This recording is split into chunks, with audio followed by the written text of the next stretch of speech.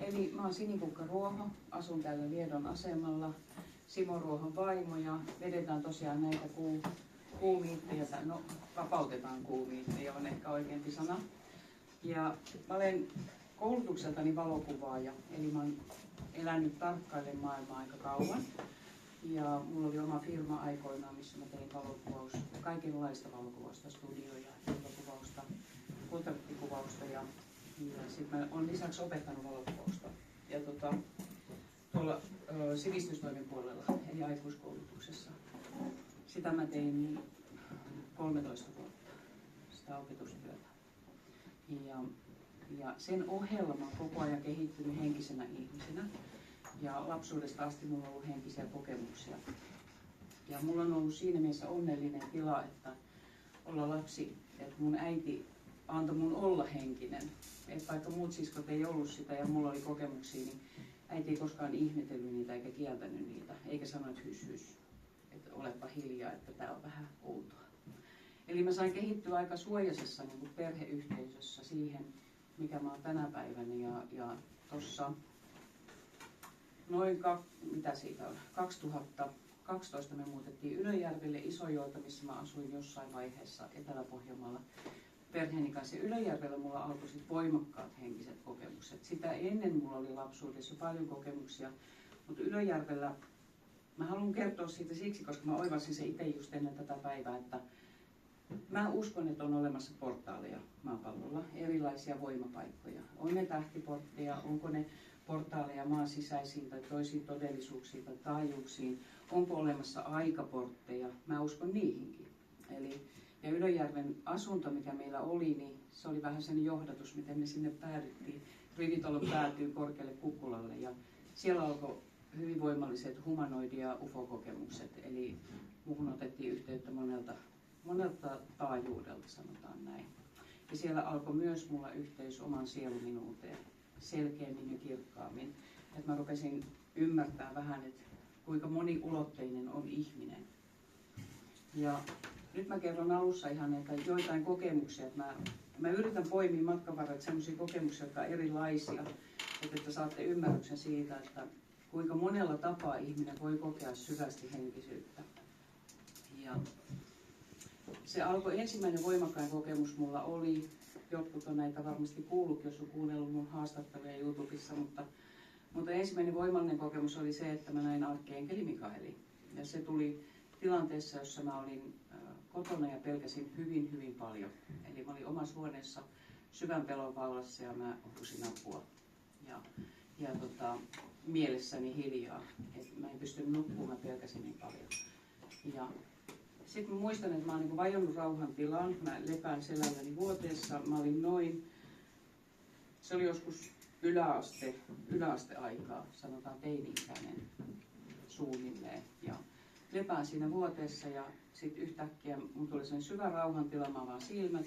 Ja siinä mun vieressä, sängyn vieressä istui semmoinen 6-metrinen olento pienessä huoneessa, missä mä olin yksin. Ja mä muistan, että mä ajattelin, että onpa se valtava. Ja mä en pystynyt katsoa silmiin, sillä oli niin valtava energia siinä olennossa. Mutta sitten mä rupesin hahmottaa, että siinä vieressä on enkeli ja hän näyttäytyi sitä, mä kutsun niinku arkkienkeli Mikaelin tietoisuutta. Se on ryhmätietoisuus. Ja se on eräänlainen taajuus, missä enkelitietoisuusolennot ovat universumissa. Ja hän oli siinä vieressä, mutta näyttäytyi mulle, projisoitu just sellaisena kuin kiiltokuvissa ja näissä perinteisissä kuvissa arkkienkeli Mikael kuvaillaan. Haarniska päällä, miekka kädessä, silmät leimus tulta, että niissä oli valtava tuli ja mä en pystynyt katsoa kohti silmiä. Mutta se oli semmoinen kokemus mulle, mistä alkoi mulla sellainen rauha, että henkisyys voi olla turvallista, siinä ei ole mitään pelättävää. Ja sitten mä ymmärsin, että mua suojellaan, että mulla on valtava olento vieressä, joka suojelee. Ja siitä seuraavaksi alkoi mulla niin, että mun huoneeseen alkoi tulla valopalloja iltaisin, kun mä menin nukkuun, koska ne illat oli aina vähän sellaisia pelottavia aikoja, kun tuli pimeä. Ja mulle tuli semmoisia tämän kokoisia ikkunasta suoraan, tämän kokoisia palloja. Ne oli joko sinisiä, eri sävyn sinisiä tai vaaleavihreitä. Yleensä sinisiä tai vihreitä. Ne tuli ikkunasta ja sitten ne alkoi leikkimään siinä mun yläpuolella katossa. Leiju ja leikki. Ja sitten mä olin aina vaan siinä, että voiko kaunista. että voiko olla näin kaunista. Ja mä itse koen, että ne oli suojelijoita, jonkun näköisiä, jotka ilmentyi mulle valopallona. Että jos siinä olisi ollut erilaisia olentoja jostain tuolta muista todellisuuksista tai maailmankaikkeudesta, mä olisin voinut pelästyä. Eli ihmiselle näytetään sitä, mikä on turvallista ja mikä on helppo vastaanottaa. Mulle ne valopallot oli ihania katsella. Ja seuraavaksi sitten alkoi tulla valopallojen jälkeen, mä rupesin näkemään myös energioita, värienergioita. Ne oli kuin leimuavia, leiskuavaa energiaa, joka leimahtelee huoneessa. Sitä mä en osaa kertoa, oliko se mun oma energia vai oliko se jotakin, joka oli siinä kentässä mun ympärillä. Ja ensimmäinen humanoidikokemus, joka mulle tuli, oli lukioikäisenä suunnilleen, en muista enää tarkemmin ikää, mutta oli semmoinen, että mä herään sängyssä vuoteella yöllä ihan rauhassa ja sitten mä tajuan, että hei, mua leijutellaan, että mä leijun selälläni näin, tällä korkeudella suunnilleen huoneessa. Ja sitten mä vietiin jalat edessä, tällainen leijutaan ja mennään. Ja sitten mä katson siihen viereen, niin kun käännän silmäni ja näin siinä semmoisen tonkorkuisen kultaisen pienen olennon. Se oli vähän kuin ne harmaat, mitä perinteinen alien kuvaitaa. Ei mitään karvotusta, ei hiuksia, hyvin suuret silmät, kauhean kapea kaula, pitkät sormet. Ja se oli sellainen hauska tanssiva se olento ja se oli kultavärinä. Mä näin sen, voi olla, että se oli vaan niin voimakasta keltaista valoa, mutta mä koin sen kultaisena sen olennon. Ja sitten hän tajusi, että hän teki sormillaan näin, niin jotain tämmöistä, samalla niin kuin leijutti mua. Ja sitten kun se ymmärsi, että mä heräsin, eli mun ei kuulunut herätä siinä tilanteessa, mutta mä heräsin, niin se oli hyvin hämmentynyt. Mä aistin semmoista niin kuin hämmennystä, että miten hänen pitäisi niin kuin kokea tämä tilanne, kun nuori tyttö tuossa niin naureskelee, että ai sä niin kuin leijutat mua. Ja sitten se teki sormellaan tälleen, se seinä edessä, se pyöräytti sormeaan ja siihen aukesi aukko. Suoraan ulkoseinään siitä mun huoneesta, ikkunan vierestä. Siinä oli aukko ja sitten hän rupesi laittamaan siitä aukosta ja sitten mä sanoin, en mä tuosta mahdu. Se oli niin pieni se aukko, mutta hyvinhän sitä mahduttiin ja sitten käytiin jossakin. Eli käytiin todennäköisesti aluksella. Ja mä en missään vaiheessa pelännyt, mä en kokenut uhkaa. Kaikki nämä mun kokemukset, mitä mä oon kokenut, niin mä en ole ikinä pelännyt. Ja siihen liittyy se, että mun mielestä ihminen, me luodaan oma todellisuus. Me ollaan multiolentoja. Meissä on valtavat mahdollisuudet niin kuin luoda oman sydämemme ja mielemme kautta yhteistyössä tai joko tai. Myös mielentaajuus on ja sydäntaajuus. Mutta kun on yhteistyössä, niin me pystytään myös muistamaan se, mitä me koetaan. Se oli semmoinen kokemus tosiaan, että se oli ikimuistoinen. Se oli mulle semmoinen, että ystävät tuli käymään. Että mä sain käydä jossakin, joka on mulle rakas paikka. Vaikka mä en muistanut siitä enempää. Ja mä tiedän, että monasti nämä kokemukset, mitä me koetaan ja nähdään, niitä näytetään meille pienissä annoksissa ja määrissä siksi, ettei me kaivata jonnekin, eikä jaksettaisi olla täällä ja elää tätä elämää, koska tämä on se tarkoitus, tämä elämä tällä hetkellä. Ja se oli semmoinen voimakas kokemus, mikä mulla oli. Ja toinen oli sitten kanssa siinä lukioikäisenä, mulla alkoi tulee, mun isä kuoli, kun mä olin 8-vuotias, ja mun isä kuoli hyvin traumaattisessa tapahtumassa. Ja siitä ei paljon meidän perheeseen pelkoja. Ja silloin siihen aikaan, kun mulla alkoi nämä kaikki, mä näin sen enkeli, sitten alkoi nämä valopallot ja UFO-kokemukset ja alukset, mä näin myös aluksia, niin sitten tuli tämä isän kokemus, eli mä rupesin näkemään myös astraaliin jonkun verran, eli mä aistin aina, että okei, isän henki tulee taloon ja hän on menehtynyt, mä olin 8. Ja se oli mulle niin kuin, mä sanoin, että ei kiitos, se oli liian pelottavaa. Ja sitten mä aina koin sen, että okei, isä tuli oven taakse, kun mä menin nukkumaan, mutta hän ei koskaan tullut huoneeseen. Eli hän kunnioitti mun tahtoa sitä, että mä sanoin, että mä en pysty näkemään, että ei kiitos. Ja sitten me vaan niin kuin oven läpi välillä juteltiin hänen kanssaan. Mutta se oli semmoinen kanssa, että siitä sai vähän ymmärryksen, että on olemassa joku semmoinen tiheämpi taso, mihin ihmisen tietoisuus voi mennä, eli se astraali, missä on ne henget, jotka siirtyy rajan toiselle puolelle. He aloittaa mun mielestä siinä taajuudessa sen matkansa takaisin valoon. Kuka menee minnekin tai syntyy heti uudelleen uuteen kehoon. Ja nämä oli semmoisia voimallisia kokemuksia, mitä nuorena tapahtui. Ja sitten mulla on ollut lisäksi luontoyhteys. Luontoyhteys on tullut mukaan mulle. Se tuli silloin, kun mä asuin Isojoella, eli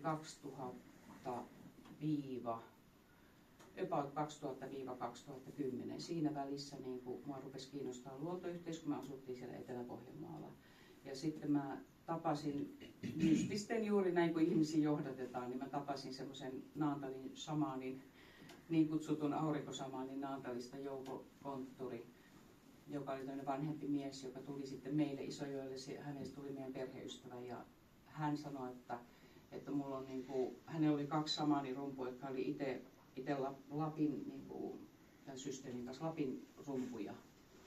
Ja sitten me Nuotiolla rummuteltiin, niin hän näki mulla valtavan huuhkajan mun selän takana, kun mä rummuttelin hänen rumpuaan. Ja sitten hän lahjoitti sen mulle, että huuhkaja suojelee ja tämä rumpu on sinun. Ja siitä alkoi mulla rummuttaminen ja sitten tämä äitimaa-yhteydet ja shamanistiset yhteydet. Ja shamanistisissa yhteyksissä mä löysin rakkauden elämää kohtaan, kunnioituksen kaikkea elämää kohtaan. Eli se oli hyvin tärkeä osa mun mielestä ihmisen henkistä kehitystä. Se, että onko se shamanistinen, taikka sitten, että te menette vaan luontoon ja kuuntelette luontoa ja tarkkailette ja löydätte sen kanssa yhteyden, se on toinen asia. Ei se ole pakko olla shamanismia, mutta mulla se toimi se shamanismi. Se autasi niitä yhteyksiä. Ja siellä on ehkä eniten niin kuin shamanistisista kokemuksista, mulla on 2 semmoista voimallista kokemusta. Toinen oli ihan fyysinen. Meidän pihassa kissa toi tämän kokoisen kärpän. Ja hän oli sitä jo retutellut silleen, että mä katsoin, että voi kärppää parka, että nyt sillä kävi huonosti. Mä otin sen käsiin, mä estin kissaa syömästä sen ja otin sen käsiin ja se oli tässä ihan niin kuin retkahtaneena näin. Ja sitten mä elvytin sitä, annoin sille parantavaa energiaa, se virkosi. Ja se villikärppä oli mun käsissä näin ja sitten mä kattelin sitä, se aukoi suuta ja sitten ne neulan terävät hampaat. Ne oli jännittävät hampaat ja sitten se aukoi suuta ja katteli mua. Ja se oli siinä käsissä ja sitten mä laskin hänet luontoon, mutta todennäköisesti kissa sai hänet sitten. Perään meni.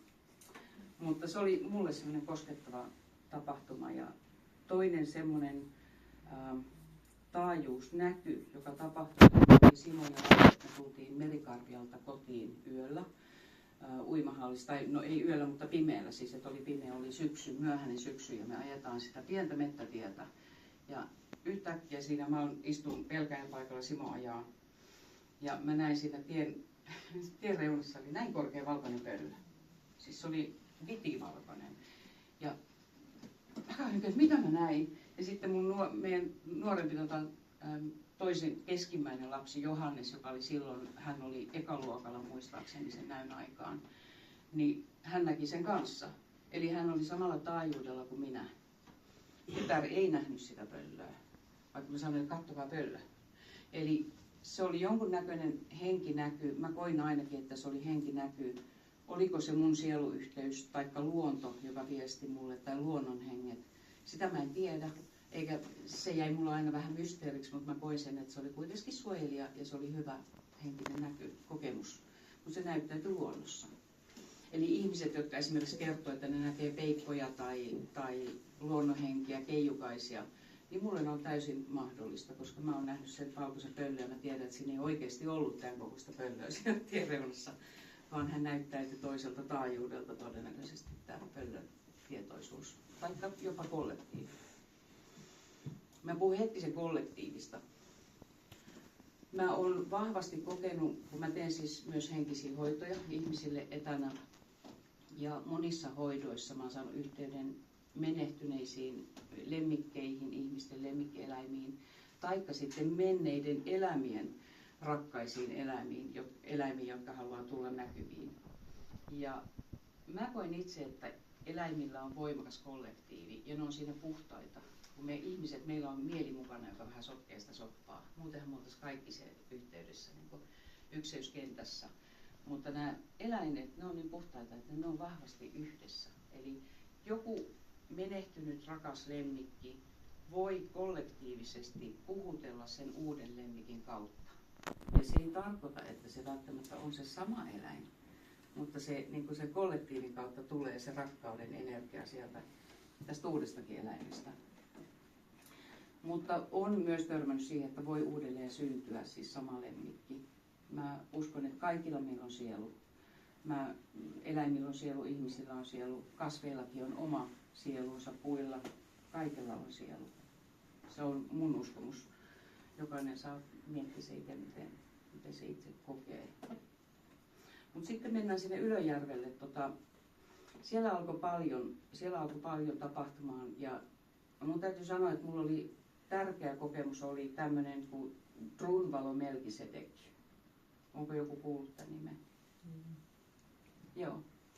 Joo, hän on sellainen opettaja tänä päivänä muistaakseni Arizonan autiomassa asuu nykyään eläkkeellä.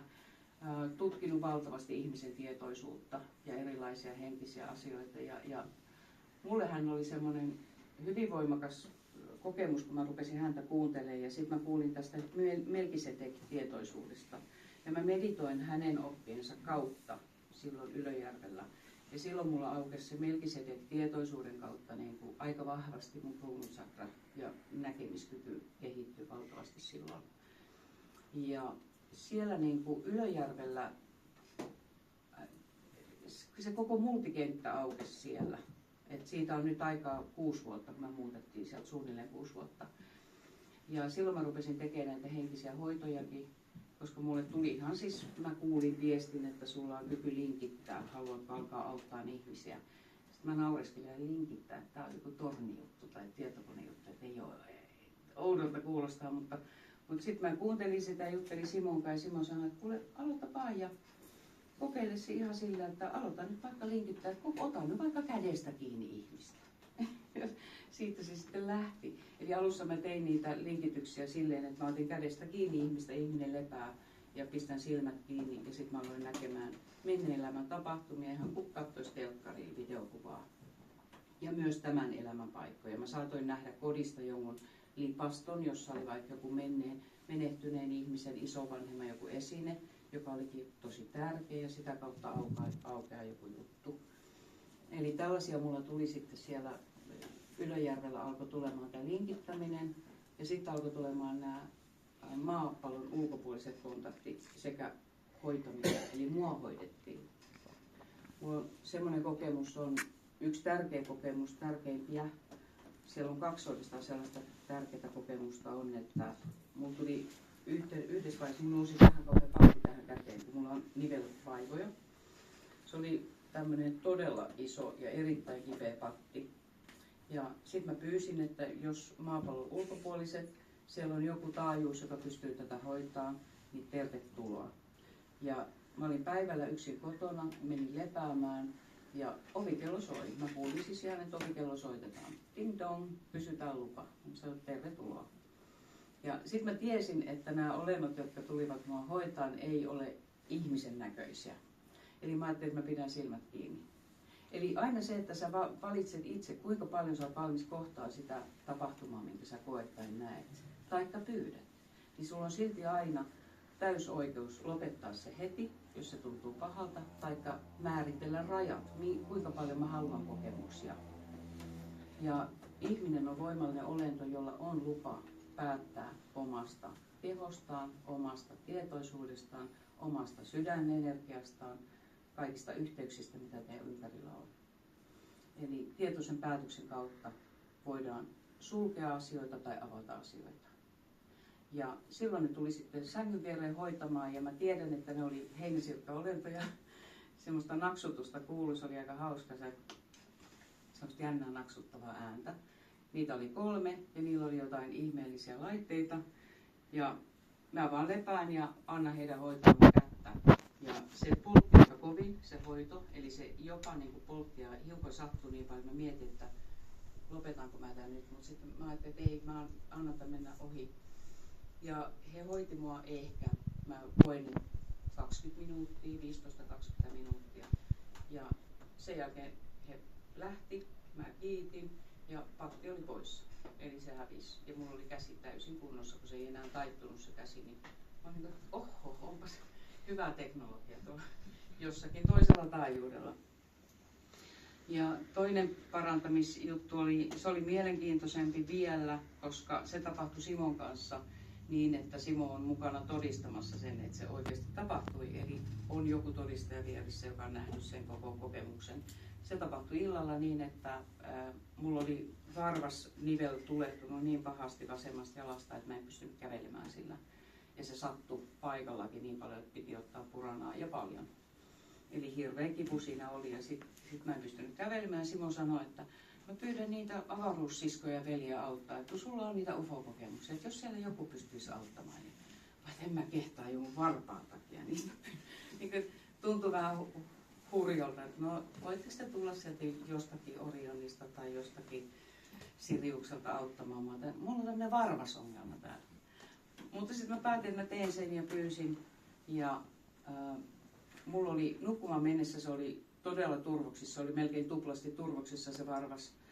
Sitten kun mä herään, niin mä kävelen vessaan, pesen hampaita tai että mä kävelen. Ja sitten mä katsoin mun jalkaa, niin siinä varvasnivelen päällä, mulla on siitä valokuvatkin, siinä oli ilmestynyt 3 semmoista mustapippurikokoista reikää, verireikää, jotka oli hyytynyt. 2 neulapistoa yläpuolella ja alapuolella. Ja varvas oli täysin oikein kokoinen ja täysin kunnossa. Ja sen jälkeen siihen kyseiseen niveleen ei ole koskaan tullut tuletuksia. Ja siitä sitten otettiin, Simon sanoi, että ota kuvat, kukaan ei usko tätä. Seuraavana iltana tai muutama päivä sen jälkeen, kun menin nukkumaan, pyysin, että hei, mä haluan kiittää. Että mä haluan nähdä nämä humanoidit, jotka mua auttoi. Ja mä menin nukkuun ja sitten mä heräsin semmoisessa niinku välitaajuus. Mä puhun välitilasta ennen unta ja ennen heräämistä, taikka toisinpäin, että ennen heräämistä unesta, niin siinä on juuri se välitila, jossa ihmisen mieli on vielä niinku nukkuu ja sun sydän on auki ja sun tietoisuuskenttä on näkyvissä ja sulla on semmoinen kapea kaista, josta sä voit alkaa kehittämään sitä kykyä nähdä. Ja meillä kaikilla on se kyky, aivan kaikilla. Ei ole ihmistä, joka ei pysty siihen samaan, mitä mä oon nähnyt. Et kyse on vaan tahdosta ja mikä kiinnostaa. Ja minkä tuntee tutuksi ja turvalliseksi. Ja sitten silloin yöllä, niin mä muistan, että mä heräsin johonkin aikaan aamuyöstä, muistaakseni aamuyöstä, siihen, että mulle näytettiin se tila, missä mua oli hoidettu. Ja se oli ihan tämmöinen tyhjä, siinä ei ollut mitään saumoja missään, tyhjä vaalea tila, jossa oli suora sileä hoitotaso näin. Ja sekin oli valkoinen. Kaikki oli aika valkoista, ehkä vähän metallista. Ja sitten siellä tuli semmoinen mua lyhyempi, ehkä päätä lyhyempi vanha rouva. Mä sanoisin, siihen aikaan voin sanoa vanha rouva noin 60 lady. Ja hänellä oli erikoiset vaatteet, ei ollut niinku tämmöiset maapalloihmisten vaatteet. Joku tiukka vartalon myötäinen, niin kuin niillä monasti on. Ainakin he esittää meille, niin kuin esittäytyy sillä tavalla pukeutuneena. Taikka meidän tietoisuus pukee heidät sen näköiseksi. Heidän tietoisuutensa, kun he on yhteydessä meihin. Mutta tämä rouva sanoi mulle, mä muistan sen aina, kun sanoi, että kun mä kiitin, että mä oon valtavan kiitollinen, että te pystyitte auttamaan mua. Ja hän sanoi, että kyllä, että ole hyvä. Ja sitten siinä 3 nuorempaa naispuolista humanoidia, hyvin ihmisen näköisiä, mutta lyhyempiä kuin me. Kaikilla oli mun mielestä tummat hiukset, ainakin tällä vanhan rouvalla. Jäänsiniset silmät ja ihan mustat hiukset, lyhyet. Ja sitten hän sanoi, että tämä on hyvin harvinaista, että ihmisiä pystytään fyysisesti hoitamaan aluksilta. Ja se johtuu ainakin hänen, niin kuin heidän porukan, niin hän sanoi, että se on äärettömän pieni rako, mistä he pääsevät niin tähän tilaan, tähän todellisuuteen. Eli mä jälkikäteen, kun mä oon ajatellut sitä, niin mä koin, että he tulee toisesta niin kuin aikamääreestä. Että se oli jonkunnäköinen aikarako, mistä he niin kuin pääsee ja ottaa mut sisään ja tuo takaisin. Että se on mielenkiintoista, mutta mahdollista. Mä en ole kuullut paljon ihmisiä, mä en ole ainakaan törmännyt tietoon, että muut olisi saanut, että humanoidit tulee oikeasti operoimaan. Mutta mä olen sen verran kuullut, että Lapissa on joku ihminen, joka joskus aikoinaan Suomessa ainakin joku miespuolinen, joka oli yhteistyössä humanoidien kanssa ja teki tämmöisiä operaatioita, siis ihan hoidettiin ihmisiä. Mutta en muista enää nimeä. Mutta se oli mulle semmoinen upea kokemus ja se jätti toki auki, että onko he eri aikataajuudessa, onko he tässä universumissa, onko he rinnakkaisuniversumissa, mistä he tuli. että se, mikä on niin kuin haasteellista näissä kokemuksissa, missä moni voi vähän kyllästyä, on se, että niissä on usein se, että kun sun mieli tarttuu kiinni, niin kokemus sulkeutuu, taikka muisti sulkeutuu. Eli mitä puhtaammin saat siellä sydänkokemuksessa, oli se sitten enkelitaajuus, humanoiditaajuus, luontoyhteys, luonnonhenget, keijut, niin kun sä pystyt olemaan siinä sydänresonaatiossa rakastavasti läsnä, pelotta, niin silloin se kokemus tallentuu sulle ja sä saatat nähdä sen ja pystyt kokemaan niitä asioita. Mutta sitten kun sun mieli tarttuu kiinni, että hei, onks keijut oikeasti, pukeutuuko ne noin? Niin se, mulla ainakin se riittää jo naps, se on ohi se tapahtuma. Eli taikka sitten se tapahtuma jatkuu, mutta mä en pysty enää tallentamaan sitä, että se mun mieli tulee niin kuin eteen siihen. Että mielenkiintoisia asioita. Sitten siellä Isojoella tapahtui myös sellainen, että mä kerran humahdin ulos kehostani. Eli tää kun puhutaan, että ihminen poistuu kehostaan ja lähtee reissaamaan, niin mä sanoisin, että on monta tapaa poistua kehosta. Tai no, mun kokemusperäisesti on 2, ei saa liioitella. Eli mulla on 2 tapaa, mitkä mä oon kokenut, miten mä poistun kehostani ja käyn jossakin esimerkiksi aluksilla tai muilla planeetoilla, nähnyt paikkoja. Niin se on tietoisuus, joka poistuu. Keho elää ilman tietoisuutta. Tämä on nyt mä puhun vain omasta kokemuksesta. Mä koen, että mun keho on elossa, vaikka mun tietoisuus lähtee reissuun. Ja se tietoisuus on yhteydessä tietoisuuskenttään, joka antaa kaikki, koko universumi, mitä me nähdään, mitä me täällä ollaan, te kaikki. Me ollaan kaikki sitä samaa tietoisuuskenttää. Ja tämä tietoisuus, niin se voi poistua kehosta, mutta sitä mä en osaa sanoa, mulle ei ole tietoa, kuinka kauan se voi olla pois kehosta. Että kuinka kauan ihmiskeho pystyy elämään ilman sitä, että tietoisuus on mukana. Siitä ei ole tietoa, mutta sen mä tiedän, että se on mahdollista. Ja kun mä olen poistunut reissuille kehostani tietoisuuden kerran, että keho jää siihen, niin se on... Mulla on koko ajan yhteys mun kehoon. Mä kaikilla reissuilla, mitä mä oon ollut jossain noissa aluksillakin ufoilla, niin mulla on aina tieto siitä, että mä lepään sängyssä. Mun keho lepää sängyssä ja minä olen tarkkailijan roolissa. Vähän niin kuin, että se mun tietoisuus tarkkailee sitä, mitä se kokee. Ja se on, se kun mä tuun takaisin kehoon, niin siinä on yleensä tapahtunut semmoinen, se on kuin humahdus. Se on semmoinen, että kun sä lepäät sängyssä selinmakuulla, mun täytyy ainakin olla aina selinmakuulla, niin se on semmoinen hetki, ihan niin kuin sänky katoi, sä tipahdat hetkisen, tämmöinen hums. Se keho menee vähän niin kuin sängyn läpi ja palaa takaisin, ja sit sun tietoisuus on takaisin kehossa. Et se on fyysinen kokemus, kun sä palaat kehoon. Ainakin mulla se oli fyysinen kokemus. Ne kerrat, kun mä oon ollut. Ja yhden kerran mä lähdin sitten astraalitaajuudella ulos kehosta, mikä oli mulle hämmentävä ja outo kokemus, ja mä pelästyin suuresti. Eli se tapahtui vahingossa, mä oon nukahtamassa ja yhtäkkiä mä tajuan, Simo nukkuu vieressä, me nukuttiin. Ja mä ymmärrän, että hei, mä leijun täällä makkarissa ja katoin alas, mun keho on tossa. Simo nukkuu tossa ja mä yritän, että okei, ehkä mä tästä voisin lähteä jonnekin kattelee vaikka mitä äitille kuuluu. Ja yritin päästä ulos, niin en päässyt seinien läpi. Eli mä jäin siihen huoneeseen loukkuun niin, että mä leijun ulos kehostani. Ja silloin mä säikähdin. Se oli ainoa kerta, kun mä oon säikähtänyt ihan oikeasti, että miten mä palaan tuohon kehoon.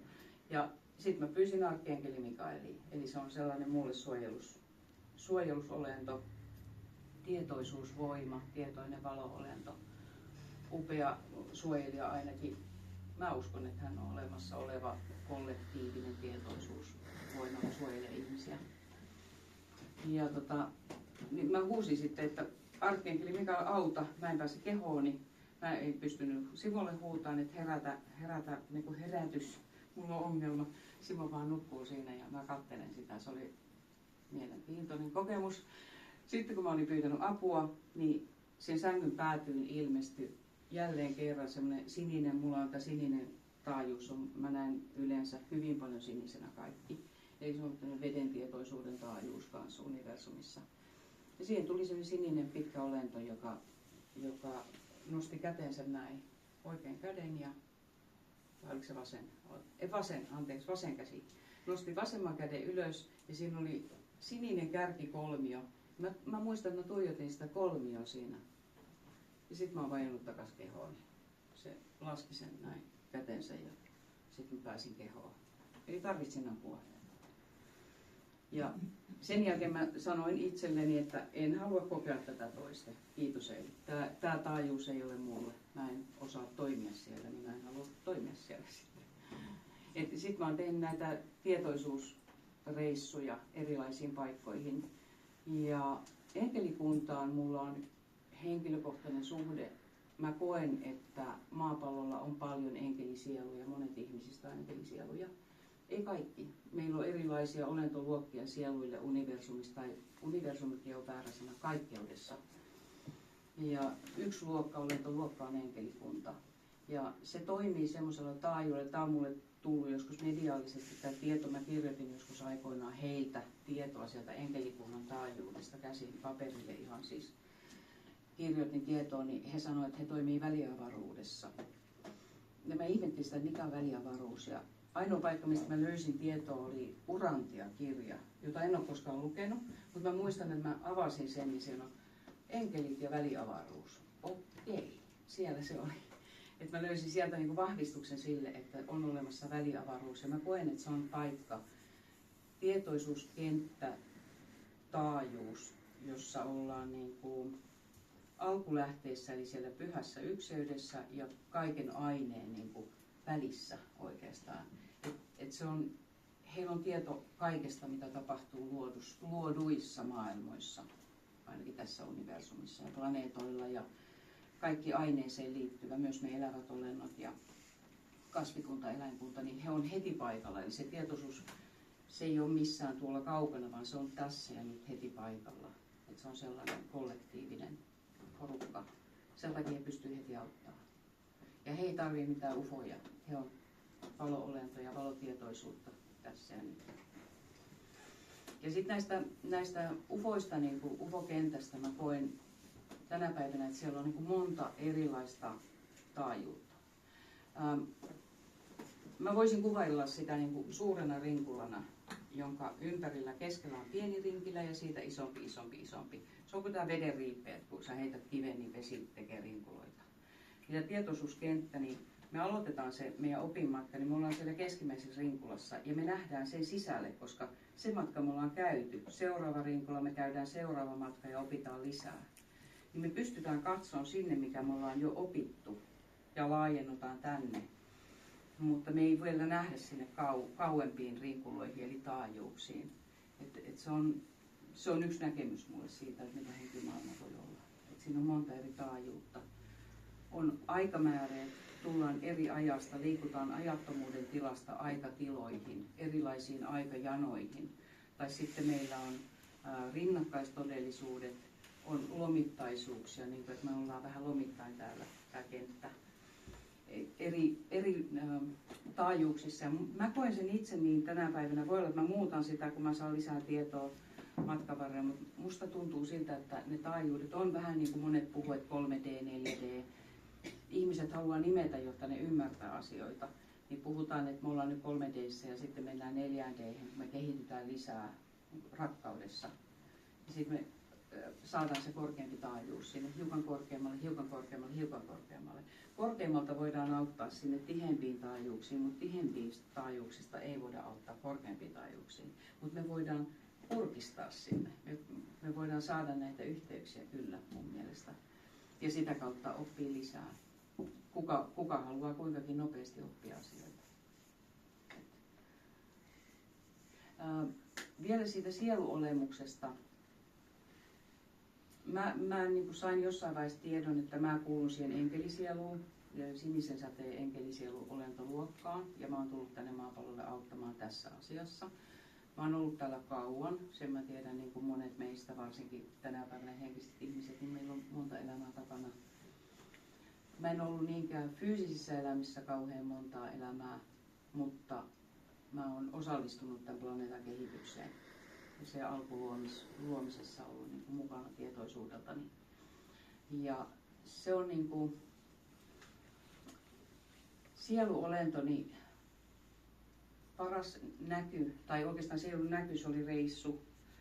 Jälleen kerran mä lepäsin Ylöjärvellä kotonani ja sitten mä olin nukahtamistilassa ja sitten mä tajuan, että sieltä tulee valtava sininen valo, vaan valo-olento. Se oli hopeista, vähän niin kuin hopeista elävää energiaa. Elohopea, sininen elohopea kuvaa hyvin sitä olentoa. Ei silmiä, ei suuta, ei nenää, pelkästään niin kuin pää ja kädet, tämmöinen ihmisen niin kuin humanoidin valo-olentomuoto vaan. Ja tosi pitkä. Hän tuli siihen sängyn viereen ja mä tiesin, että hän tulee näyttää mulle jotakin. Ja mä sanoin, että tervetuloa. Ja sitten hän nosti mut kehosta ja lähetti. Ja mä muistan, että mä noustiin aivan suoraan putkeen. Siis mä koin sen suorana putkena ylöspäin. Koska hän halusi varmaan, että mä ymmärrän, että me mennään jonnekin niin kuin korkeampaan sielutaajuuteen. Ja me noustiin aika kauan. Ja sitten se, mihin me päädyttiin, oli semmoinen valomaailmatila, missä mun edessäni oli vaan semmoinen tähti. Mä kutsun sitä tähtialukseksi. Eli monisakarainen tähti, missä oli 2 pitkää päätyä näin. Se oli valtava. Se oli kuin sinistä timanttia, valovälkettä koko se mä sanoin sitä alukseksi, koska mä en keksi sitä muutakaan nimeä. Ja sitten me seistiin siinä vieressä ja mä tiesin, että mulla ei ole lupa mennä sisään, mutta mulle näytettiin se ja sitten hän antoi mulle avaimen käteen. Ja mä ajattelin, että se symbolinen viesti oli se, että mulla oli niinku avaimet omaan sieluun. Että meillä on niinku mahdollisuus vahvistaa ja voimistaa sieluyhteyttämme. Ja sen jälkeen palattiin, sitten hän laski mut takaisin sieltä. Pitkä matka tultiin, niinku tietoisuus laski alas ja sitten tullaan kehoon taas. Se oli kaunein kokemus, mitä mä oon koskaan nähnyt. Eli se oli mulle sellainen, jos ei puhuta lasten syntymästä, mutta tämmöinen henkinen kokemus, niin se oli ehdottomasti kaunein kokemus. Ja mä koen, että mä sain jostain syystä yhteyden omaan sieluun niin fyysisesti, niin mä näin sen, että mitä se voi olla. Että mitä on olla yhteydessä oman sielunsa kanssa. Ja näistä sielukokemuksista sen verran, mä koen tänä päivänä, että ihmisen sielu, niin sielulla on monta aspektia. Jos mä esimerkiksi kerron, että mä oon elänyt joskus Arcturuksella, mistä mä tulin maapallolle, niin tai tähden äärellä olevalla planeetalla, niin mä koen kuitenkin, että se on yksi mun sieluaspekti. Se ei ollut minä, mutta sieluni kautta mä koen yhteyttä ja saan sen tiedon, kuka siellä oli ja kuka tänne tuli.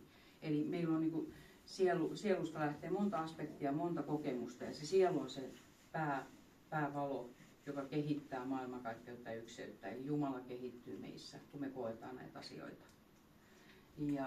Ja siinä on niinku nämä aspektit, niin on jokainen jossain planeetalla joskus aikoinaan, taikka toisissa taajuuksissa, voi olla rinnakkaisuniversumeissa, mutta mä koen, tämä mun mielipide on se, että on yksi sielu, ei ole rinnakkaisuniversumissa eri sielua, vaan se sielu on yksi. Ja sitten voidaan tehdä tämmöisiä niin kuin elämysmatkoja erilaisiin kehoihin, erilaisiin paikkoihin. Ja nyt ollaan tällä äitimaaplaneetalla ja koetaan tässä kehossa tässä ja nyt tätä kokemusta. Ja kun te vahvistatte teidän sieluyhteyttä meditoiden sydämen kautta, mä koen itse, että niin entisaikaan ajateltiin, että kruununchakran kautta saadaan se korkein, niin mun mielestä tänä päivänä ihmiset muuttuu sydänkeskusihmisiksi. Eli meidän sydänresonaatio on se, mistä me löydetään se sieluyhteys ja yhteys toisiimme. Eli se mieli alkaa hiljentymään ja se on myös mun mielestä sitä 4D:hen siirtymistä, eli tätä niin kutsuttua ylösnousemusprosessia, missä monet sanoo, että me ollaan. Niin mä koen sen kanssa, mä koen sen vahvasti. Fyysisiä oireita tulee niin kuin muillekin ja välillä aika rankkojakin, että keho solutaajuudella muunnutaan. Onko se pysyvä semmoinen fyysinen muutos, sitä mä en tiedä, vai onko se vaan se, että me koetaan itsemme eri tavalla. Mutta prosessin äärellä ollaan varmasti. Ja mitäs tässä vielä olisi semmoista, mikä tulee mieleen tärkeitä asioita? Joo, no sit mulla on näitä UFO-kokemuksia, on ihan taivaalla näkyy valoja, kun mä kutsun paikalle, niin he sytyttää valon ja liikkuu vähän aikaa tuossa ja tervehtii. Saattavat pysähtyä ja lamppu pois päältä ja niitä on ollut. Mä oon kuvannut yhden kerran aluksen, joka oli, me tultiin Tampereelta Simon kanssa kohti Lietoa ja me oltiin tuossa Huittisten jälkeen se oli jopa Vampulan jälkeen, tullaan kohti auraa, jossain siinä välissä, niin mun tuli yhtäkkiä vaan telepaattinen viesti, että avaa ikkuna, olemme täällä. Ja mä avasin ikkunan äkkiä ja pistin vaan kameran niin kuin monta kertaa sen ottamaan kuvia. En mä muista kuinka monta kuvaa sekunnissa pystyi ottamaan, mutta otin kuvia ja yhdessä niissä näkyy ihan siis tämmöinen lautasenmallinen UFO, joka oli se hyppi. Et se on niin tässä seuraavaksi samassa kuvassa, siis saman kuvan sisässä oli tämä UFO, niin että tossa UFO, sitten yhtäkkiä se on tossa, tuolla ja sitten on palosuihkaus ja sitten se on tuolla. Eli järjetön nopeus tai miten se tallentui kuvaan sillä tavalla, niin mielenkiintoista. Mä itse ajattelen, että se saattoi olla aikamäärän hyppy, että ne on niin kuin tässä ajassa ja sitten se ei ole tässä ajassa. Se jotenkin hyppi niin kuin ajassa. Tultiin jostain semmoisesta paikkaa. Tässä vaiheessa mä oon nyt vetänyt semmoista monologia, että mä otan vettä. Oletteko te ihan pyörällä päästä? Miten jos illaksi semmoinen ilotulitus tuonne saunalle sitten? Täällä muuten oli, muistatko Terhi? Sä kävelit silloin Helkenkaan alas ja tuossa meni UFO yli. Niin oli, joo. Mutta siitä on pari vuotta aikaa. Joo, siitä on pari vuotta aikaa. Ne tuli silloin tästä yli oikein voimakkaalla, kirkkaalla valolla. Kyllä. Kyllä ne. Tällä hetkellä ne on niin mun mielestä vähän kauempana ihmiskunnalle annetaan tässä. Tässä on sen verran turbulenssia maaplaneetalla tällä hetkellä, että ne ei kauhean selkeästi välttämättä tule näkyviin mun mielestä. Noin puolestatoista vuodessa alkaa kyllä lisääntyä voima. Joo, mäkin uskon, että ne on tulossa. Niin kuin. Näin ainakin mulle annettiin. Joo, kyllä mullakin on sellainen tunne, että sieltä tulee kontakteja. Tällä hetkellä ne ottaa kyllä yhteyksiä sellaisiin, jotka on jo valmiita, mutta siis silleen laajemmassa, niin se alkaa noin 1,5 vuoden kuluttua. Hei, sen verran vielä mä kerron niin tässä tuosta sydänresonaatiosta ja rakkaudesta. Eli kun te olette pelotta, niin teillä on mahdollisuus luoda ja olla luovassa yhteydessä näiden asioiden kanssa, kaikkien ulottuvuuksien kanssa. Mutta jos teillä on pienikin epäröinti siellä sisällä, niin silloin teidän sielu suojelee teitä, että ette ole valmiita.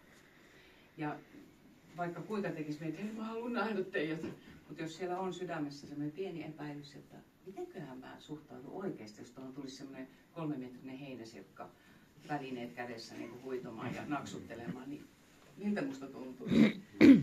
Niin sitten ne ei tule näkyviin ennen kuin siihen ollaan valmiita. Semmoinen, mä haluan kertoa, kun olin sun linkityksessä joskus, sitten on 1,5 vuotta, joskus loppuvuodesta. Joo. Ja sitten siinä tuli semmoinen kuva, että sä kuljetit mut avaruusalukselle, Joo. jossa oli semmoinen vaalea tyhjä tila. Joo. Ja sitten siellä oli tämmöisiä ylläpitopodeja, 6 kappaletta, muistan sä kerrot. Joo.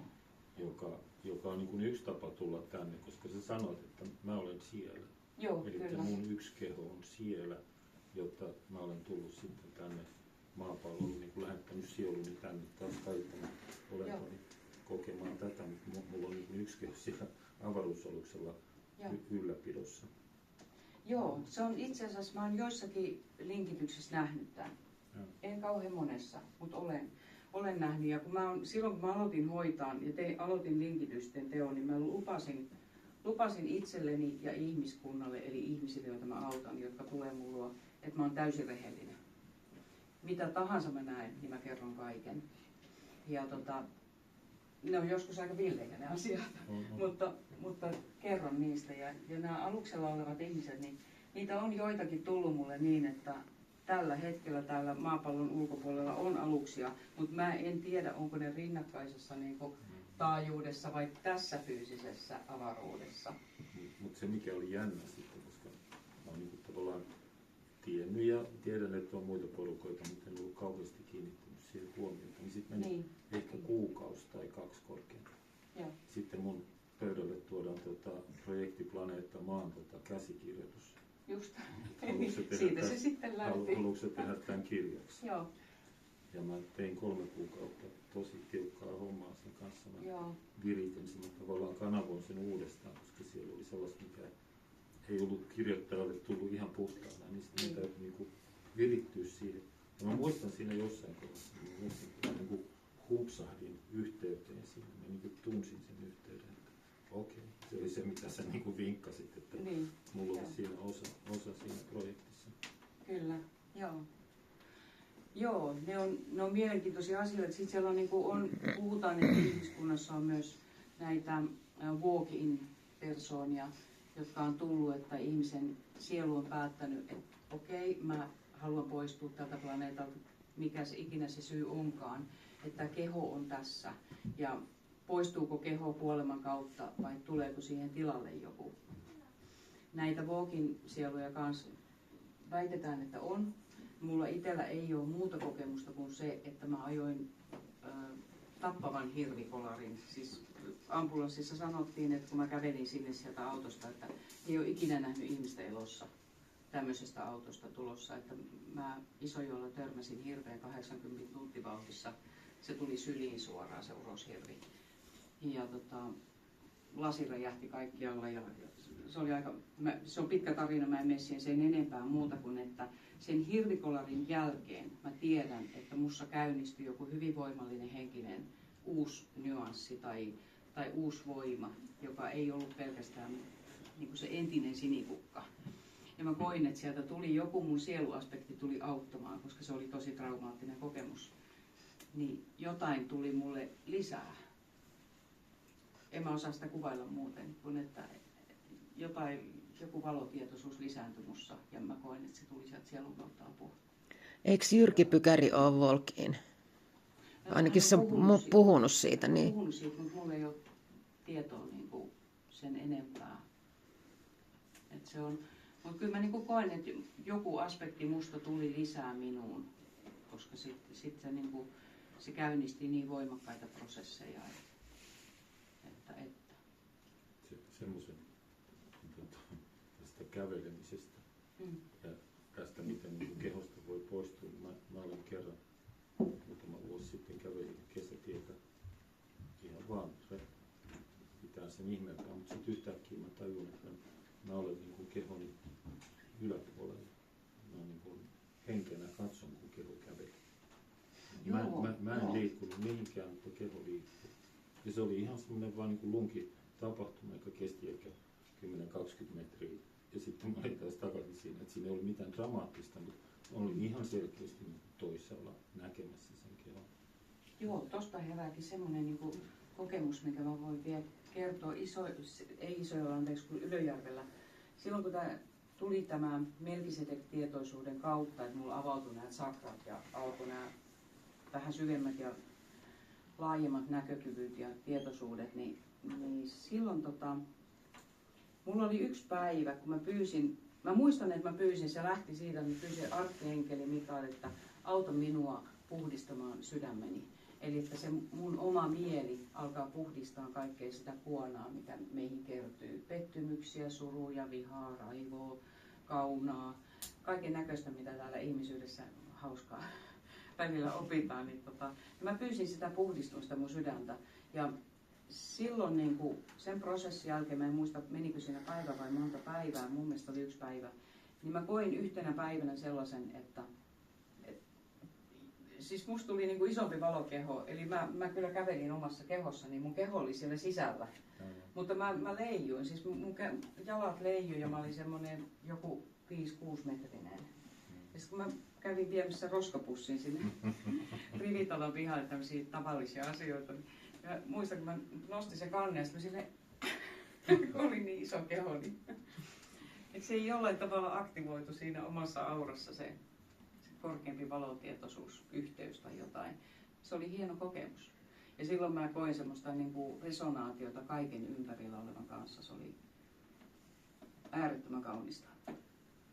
Ja se me saadaan mun mielestä sieltä sydämen kautta. Että kun me puhdistetaan sitä sydäntä tai lähdetään, kuka löytää se milläkin tavalla. Mulle meditaatio on hyvä keino, hiljentyminen ja semmoinen vaan, että mä niin kuin antaudun. Että mä päästän irti kaikesta itsestäni, ajatuksistani. Ja mä antaudun maailman kaikkeudelle, niin silloin se sydän alkaa niin kuin puhumaan. Sille tulee tilaa. Sitten sä saat sen sydänresonaatio kaiken kanssa. Ja kun sen kokee fyysisesti joskus, se on suunnattoman kaunista. puut värisee paljon, kaikkien puiden ja luonnon kukkien värit alkaa väreilemään hyvin kauniisti. Ja ne puhuttelee ihan eri tavalla kuin tavallisessa tietoisuustilassa. Onko teille jollakin herännyt jotain ajatuksia tai kysymyksiä, mitä haluatte jakaa? Mä en yhtään tiedä, kuinka kauan mä oon puhunut. Sanokaa, että ole jo hiljaa, jos... 16.47 kello. Loistavaa. Ei ole mennyt vielä tunti. Nyt voitaisiin ottaa sellainen herääkö jotain ajatuksia tai kysymyksiä. Joo, mulla heräsi mieleen, kun sä kerroit tästä, kun sut vietiin katsomaan niitä laajempia tietoisuuksia, justiin, kuinka nämä eri aallot, niin mun tietoisuuteen on annettu tavallaan se, että kukin meistä matkaajasta kykenee tavallaan luontaisesti saavuttamaan sen korkeimman sieluminän tietoisuustason silloin, kun se avaa sen yhteyden. Ja koska se sielu on jo se niin sanottu erilliskokemus sielu, joka on siitä yksilösielusta kokemusta, näitä useita erilliskokemuksia, niin se kykenee sillä hetkellä käsittelemään vain sen oman sielun kasvuoppien tasoon asti. Niin kuin sä annoit sen vertauksen näistä vesipisaroiden laajenemisesta, niin sun sielu kasvutaso on tavallaan se rajat, johon sä pystyt, mutta ehkä sitten tällainen niin sanottu enkelikokemus, se voi käydä näyttämässä. Joku tukihenkilö voi käydä näyttämässä myös vielä laajempaa, mutta sulla ei välttämättä ole siihen ymmärrystä, niin kuin silloin sullekaan ei ollut lupaa katsoa siihen huomioon. Niin, joo, totta. Koska sun siellä ei ollut vielä valmis. Joo. Ja sitten taas kun se mieli, niin voiko se mieli kokea sen?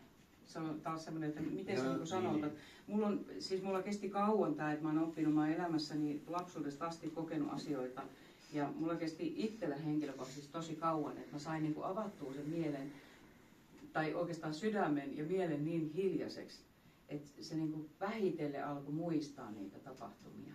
Että ne alkaa aukeamaan, siis jotenkin sydän ja sen rakkauden tilan kautta ne muistuu ne näyt ja kokemukset. Et sit, kun mieli alkaa liikaa sanottaa, niin se alkaa pukemaan. Toki sekin on, se on luomista sekin. Ihmisen mieli voi luoda asioita. Joo, siis meidän tämä mieli menee psykoosiin, jos se saa liian suuren läjäyksen kerralla, eli sen takia se on tämmöistä hienoveräistä ja pikkuhiljaa etenemistä. Ja monestikin sekin menee hiukan aaltoon, että otetaan pari askelta eteenpäin, sitten yksi taaksepäin sulatellaan niitä vähän, ja sitten voidaan taas ottaa pari askelta eteenpäin. Kyllä. Nyt se on pikkuhiljaa tapahtuva prosessi.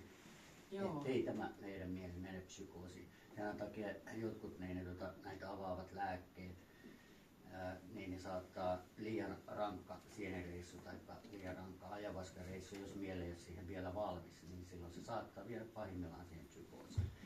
Siihen pitää olla silloin vahva intuitiivinen kutsu siihen tapahtumaan, ja silloin pitää niin todeta, että hei, nyt minä olen siihen valmis. Tuosta tuli mieleen, mä kerron, että kaikki nämä kokemukset, mitä mulla on ollut, mä en ole ikinä käyttänyt sieniä, en polttanut ruohoa, en mitään psykedeilejä, että ne on niin kuin luonnollista tietä, pikkuhiljaa oppinut niitä. Meditaatio ja jooga oli mulle iso osa sitä kehitystä. Se tapahtui tuossa noin 25-27-vuotiaana mä joogasin. Ja sitä kautta mä opin meditoimaan ja sitä kautta niin kuin pikkuhiljaa avaamaan niitä asioita. Joo, ihanaa. Tässä on niinku aika paljon kokemuksia, joita mä niinku halusin kertoa sen takia, että mun mielestä niinku meillä jokaisella on oma tahto totta kai, että miten me halutaan ymmärtää maailman kaikkeus ja miksi me ollaan täällä, mikä on meidän tehtävä tässä elämässä. Mun mielestä meillä on kaikilla se oma niinku polku ja oma tehtävämme ja kuinka paljon me avataan asioita tähän elämään, niin se on jokaisen päätettävissä ihan itse. Mutta jos kiinnostaa, niin muistakaa se, että ihmisen oma tahto, sen yli ei kävellä. Eli jos te pelkäätte ja te saatte jonkun kokemuksen, niin tää on nyt, tästä voidaan olla eri mieltä, mutta mä sanon, että mun mielestä ihmisen pelko luo asioita ja se ihmisen oma mieli pelon kautta luo yhteyksiä, mitkä ei välttämättä ole totta, mutta alkaa pelkäämään. Että on olemassa niinku tämmöisiä negatiivisia olentoja tai... Mä tiedän, että niitä on, mutta jos ihminen tahtosta käsin sanoo, että minä en halua kokea negatiivisia olentoja, minä haluan olla valo ja rakkauden kanssa tekemisissä, niin piste se on siinä. Et sitten voi tulla pelkotiloja, mutta sitten vaan niin kuin lopettaa sen ja okei, ei vielä. Katsotaan sitten ensi kerralla, miltä tuntuu, että jos haluaa kiinnostua niistä. Mutta mä itse en suosittele psykedeelejä ainakaan alkuun, mutta jokainen taplatyylillä. Ja me ei tarvita. Niin, mun mielestä me ollaan niin vahvoja henkisiä olentoja, että ja meillä on ne omat auttajat, kun me pyydetään niitä, niin meillä on kyllä niin kuin sieluperheessä ja sielutaajuudella ja enkelitaajuudella, siellä on luonnonhenget, siellä on valtava määrä niin kuin erilaisia yhteyksiä ja ulottuvuuksia, missä on auttajia ja suojelijoita meillä. Mutta meidän oma sielu on mun mielestä meidän suurin suojelusenkeli, se on meidän sielu. Eli kun puhutaan suojelusenkelistä, niin se on se oma sielu.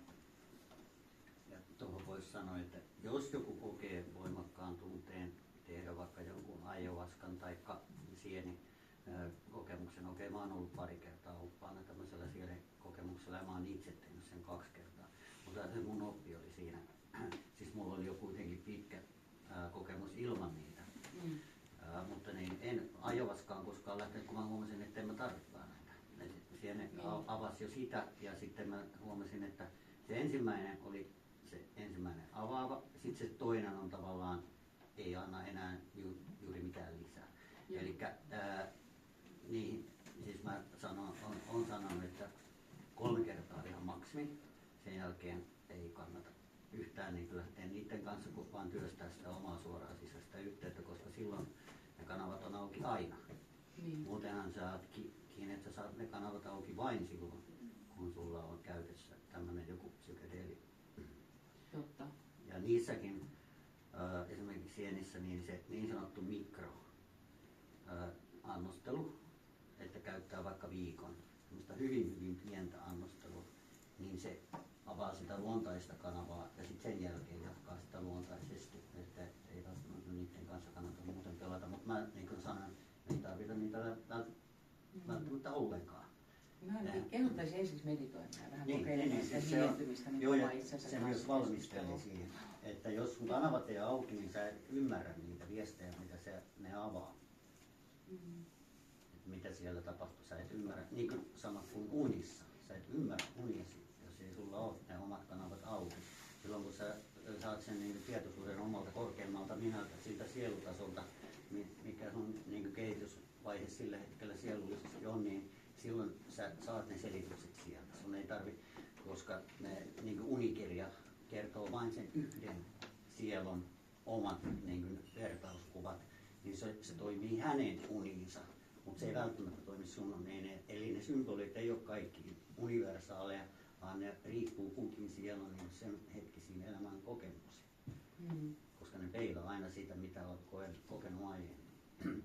Totta. Ja eritoten sitten tässä. Tästä minua kiinnostikin muuten, ei tarvi, jos ei halua vastata, niin ei tarvi, mutta kuinka moni teistä on nähnyt UFOn tai kokee nähneensä UFOn on ehkä järkevämpi sana. Ai kun ihanaa. Hienoa.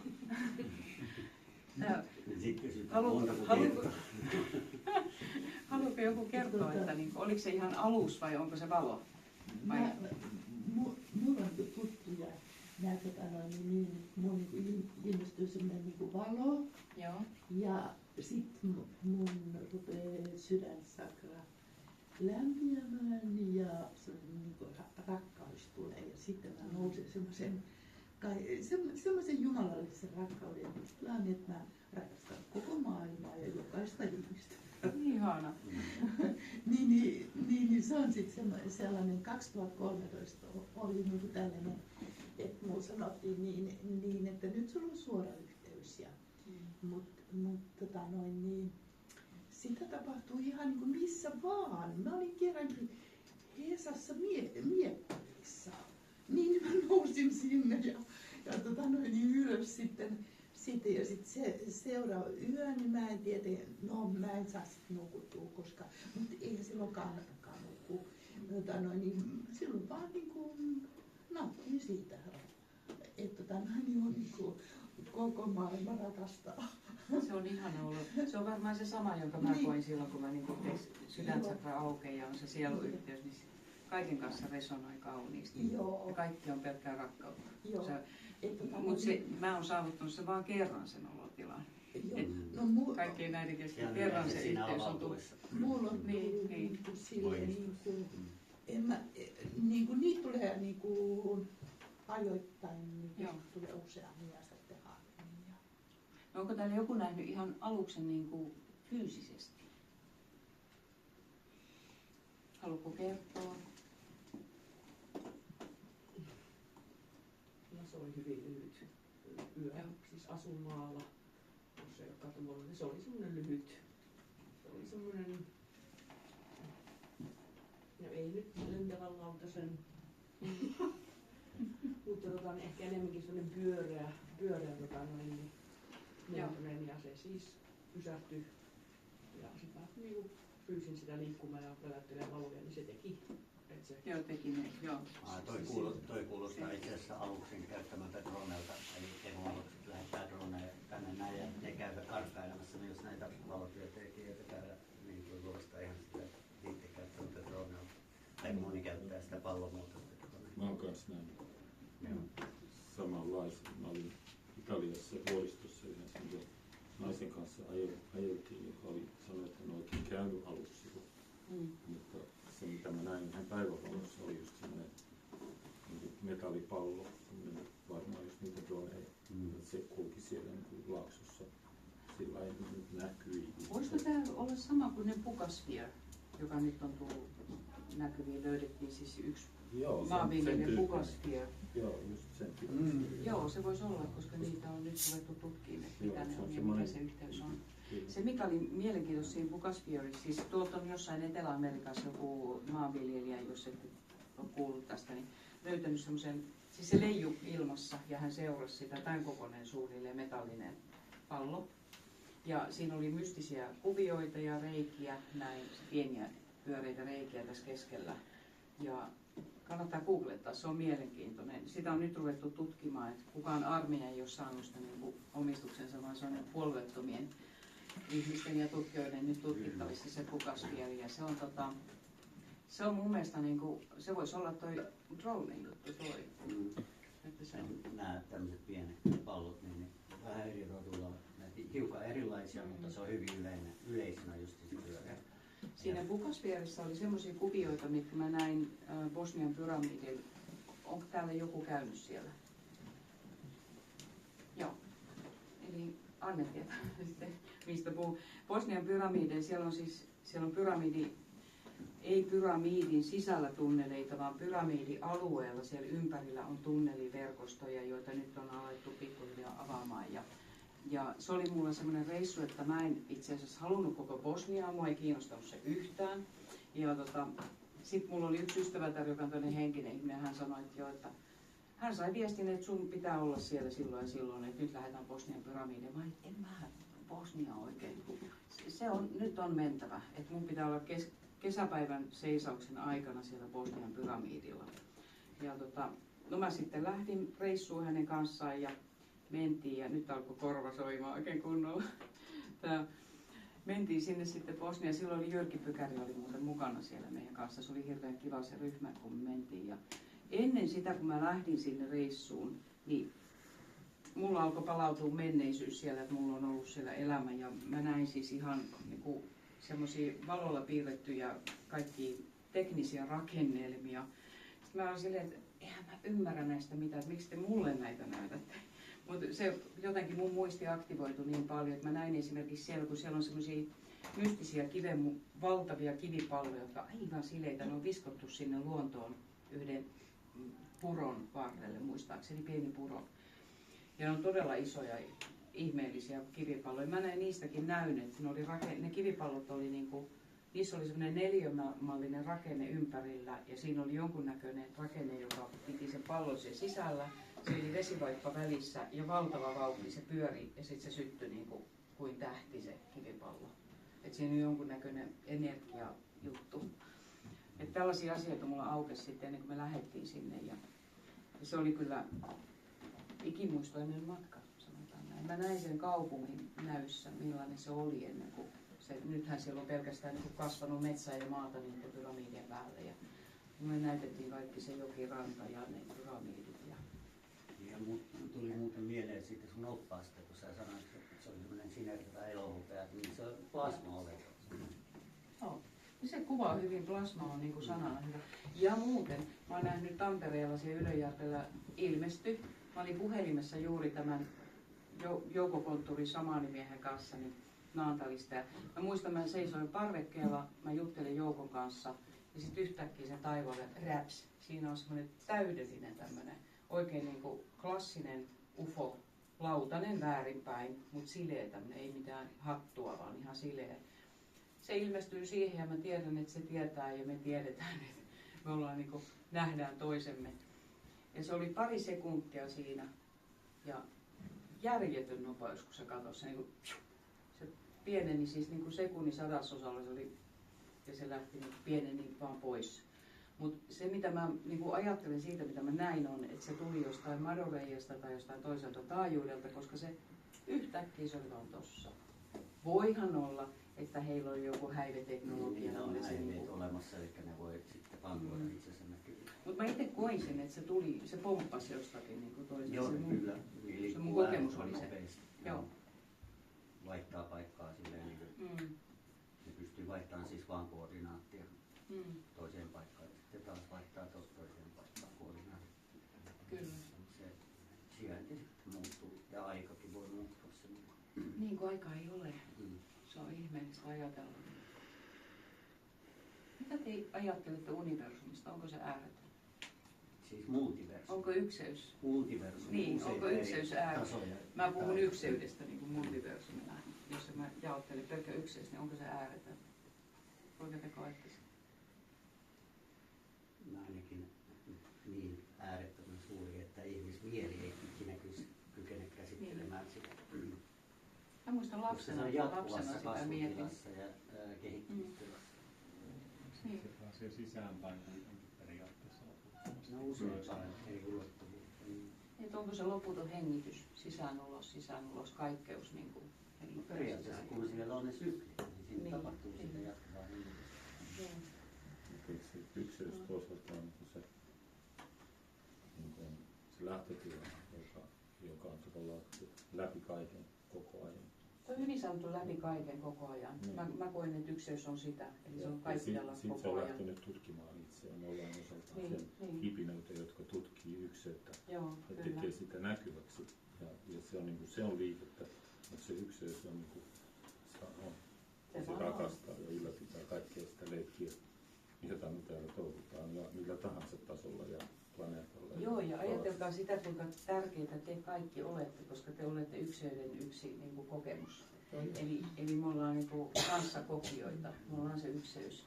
Eli jokainen teistä kokee se, mitä te nytkin koette, ja koko teidän elämä, kaikki mitä te koette, niin se on ykseyttä, ja se on ykseystietoisuutta. Oli se sitten perunan kasvatusta tai jotain tiedemiestä tuolla jossain atomivoimalassa.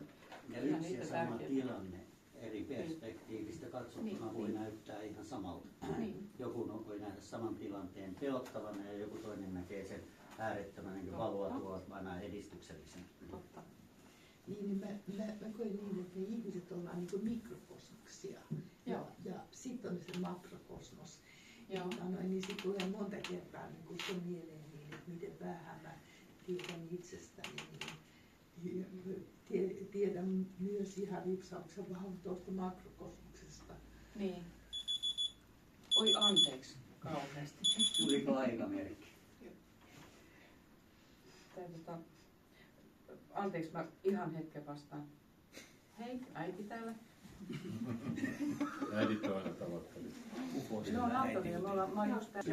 Jota kutsutaan ollaan pulmissa. Esimerkiksi, jos tiedätte Daryl Ankan kanavoivan Basharin, niin tämä Bashar on selkeästi sen sisällön puolesta selkeästi laajemmalla tietoisuudella, ja joka kykenee välittämään myös itse kanavoimaan myös niin muilta sitä tietoa hänen kauttaan, mutta kun siltä kysyttiin, mikä on tärkein tehtävä ihmissielun kasvu täällä niin kuin ihmisen elämän aikana, kotiäidit on tärkein tehtävä. Ihana.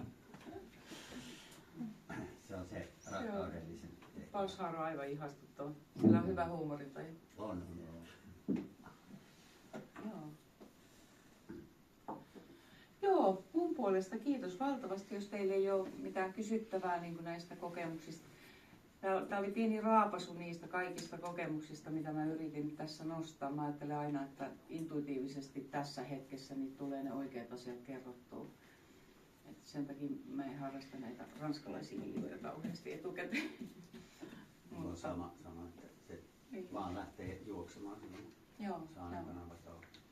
paljon olisi puhuttavaa, mutta tunnissa ei hirveästi kerkeä. Ja sitten täytyy antaa ihmisten välillä hengittääkin.